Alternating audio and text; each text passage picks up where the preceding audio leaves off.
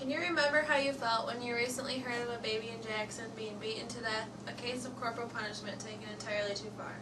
Parents may not think they're doing anything wrong by spanking their child or causing other physical pain for discipline, when in reality, they're doing much more harm mentally than physically. When I was younger, yeah, my parents used this style of parenting, but not to the extreme of others. I'm not trying to say that I had a bad childhood or that I was abused, just as an example to prove my point.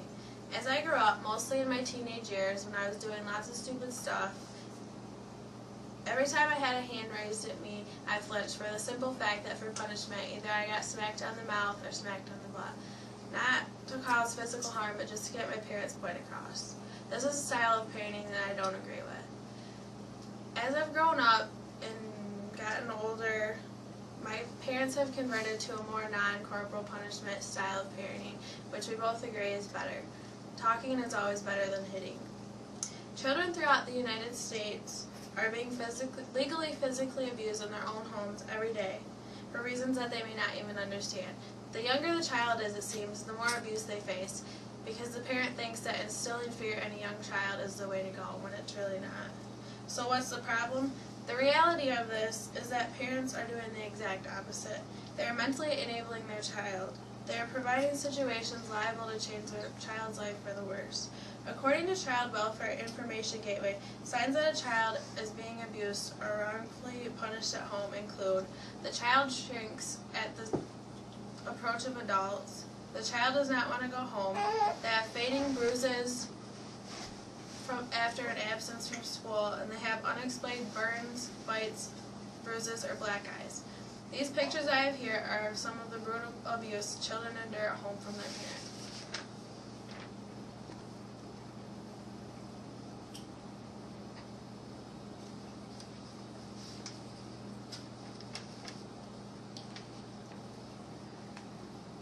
The novel, A Child Called It, is a perfect example of corporal punishment taken entirely too far. In this true story of his childhood, Dave Pelzer describes the abuse he went through every day from his mother. He tells in detail the horrible things that she used to do to him, some of which you could never imagine a mother doing to their son. Forced to swallow bleach, ammonia, and his own vomit, being burnt over a stove, and starved to near death are just a few. Dave tells the tale of how he was too scared to say anything to anyone in fear of further, more severe punishment. Children are being physically abused in their own home on a daily basis without anyone knowing. Home to a child should be a safe haven, not somewhere they should be scared of going, and parents should be friends, not enemies. The American Academy of Pediatrics, in an official policy statement, states that corporal punishment is of a limited effectiveness and has potentially deleterious side effects. Children of all ages throughout the United States are the ones affected by corporal punishment. According to StopHitting.com, spanking has been associated with higher rates of physical aggression, substance abuse, and increased rate of crime and violence when used with older children and adolescents. Research on corporal punishment shows that regularly implemented physical punishment increases antisocial behavior, lying, cheating, bullying, and lack of remorse for wrongdoing. Physical punishment serves as a model for aggressive behavior. It deteriorates the trust between parent and child, and adults who were physically punished during their childhood generally suffer from depression. The Lost Boy, the second of Dave Pelzer's novels, displays his need for a way out. He tells the struggles and setbacks that he faced every day when trying to get away from his abusive mother and finally finding a way out. He was one of the lucky ones that got away. Furthermore, according to NoSpankingZone.org, 17 nations have outlawed corporal punishment in the home. Why shouldn't we? This here is a map of the nations that have outlawed it. The ones that are green are the ones that have outlawed it, and that's a list of all the ones.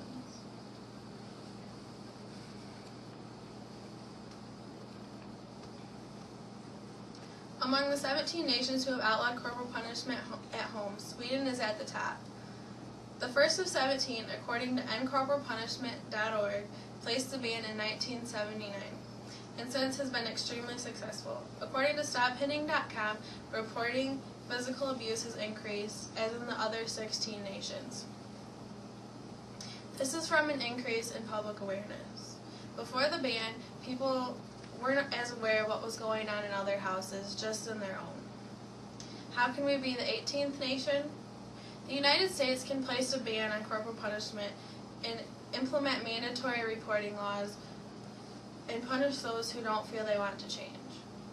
This should eliminate, if not completely get rid of the problem. First and foremost, we'd inform parents of alternative positive parenting styles through seminars showing these styles in action and the benefits. Secondly, administer a ban on corporal punishment, punishable by fines and jail time. In a mandatory reporting law that if you see corporal punishment going on in the home, you must report it or you too could be in trouble.